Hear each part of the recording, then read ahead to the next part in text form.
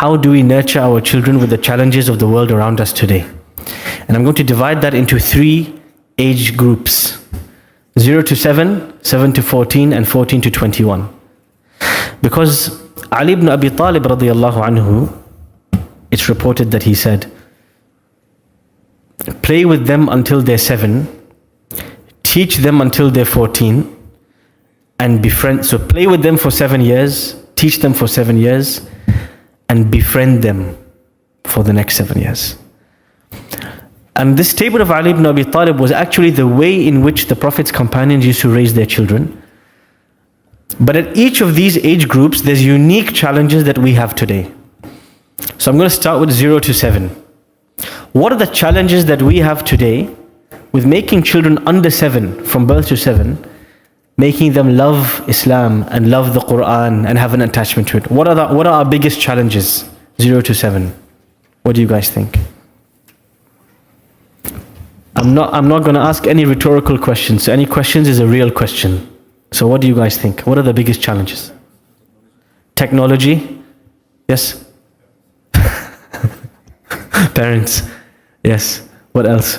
What are the biggest challenges in the world today between 0 and 7? Yes?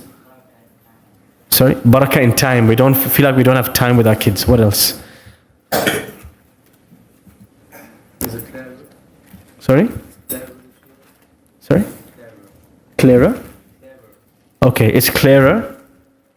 Okay. Anybody else? Yes?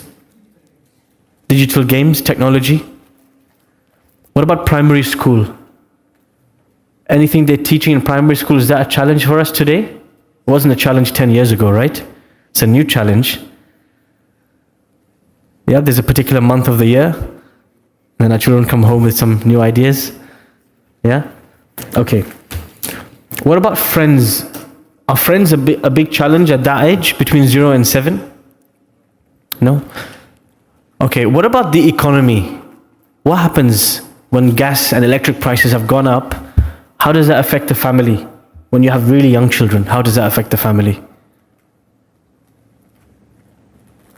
You have one person working, but now the prices have gone up, so now what happens in the household? Now you need 2 people working. Oh, I forgot it's London, you need 2 people working just to pay rent. Okay, so now you have a dual working household. So who's looking after the child? Nursery. Okay, school. Right, so it's the time, you don't get time with children because you're so busy just trying to keep the lights on at home. Yes? Did you have your, okay. So these are the challenges that we have today in this age group of 0 to 7. Now let's discuss, how do we address these challenges, and what was the way of the Prophet ﷺ in addressing these challenges? The first thing we have to look at is, what's the most important thing to teach a child between 0 and 7? As a parent, what is your number one priority? What do you need to teach your children at this age? Who can give me a guess? Who thinks the Quran is the most important thing to teach children 0 to 7? Who says Quran? Quran? Who says Quran? Yeah? Not Quran? Who says not Quran? You're saying, what do you think? Okay, manners. Okay, what else? 0 to 7, what do we teach our kids? At-Tawheed or Iman. Okay, what else? Yeah? Stories of the prophets, which comes back to their Iman, their belief, and their role models. What else? Okay. Between the ages of 0 to 7, there are 2 most important things to teach your children. The first, in this surah, Surah Al-Luqman, this is something every parent should read, Surah Luqman, which is chapter number 31 in the Quran. In this surah, Surah Luqman, there's a character by the name of Luqman. There's a difference of opinion whether he was a prophet or whether he was a righteous man. But his advice to his children is being captured and narrated. What's the first thing he teaches his child, or he narrates to his child? يا بني إنها إن تك مثقال حبة من خردل فتكن في صخرة أو في السماوات أو في الأرض يأت بها الله إن الله لطيف خبير. He says, my dear son, if there is a tiny mustard seed, It could be hidden anywhere in the sky or in the earth. Allah will find it. Because Allah is Latif, He's subtle in His ways, but He's Khabir, He knows everything. What's the first thing Luqman is teaching his child? What is this? The statement he just made. He's teaching him about Allah.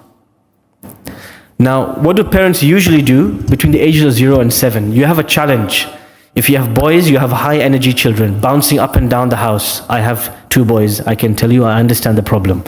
Okay, if you have any children under 7, your greatest challenge is how do I direct their energy? Lots of energy running around, breaking things, pulling things, going to the kitchen cabinet, pulling the bleach from the kitchen cabinet. You're praying salah, climbing on your head when you're praying salah. Okay. At this age, often a parent tries to scare their children. If you don't go to sleep, you know the uncle from next door? The one with the big beard? He comes at night. Have you heard this bogeyman story? Lots of parents use this. You know what happens if you don't do this? I'm going to call mama. Yeah. If mama comes, it's game over for you. Or reverse. Mom's at home, dad's at work. When Baba comes home from work, I'm gonna tell Baba. So the scaremongering tactic. You know why it doesn't work? At some point in time, this child is going to be on their own without parents around.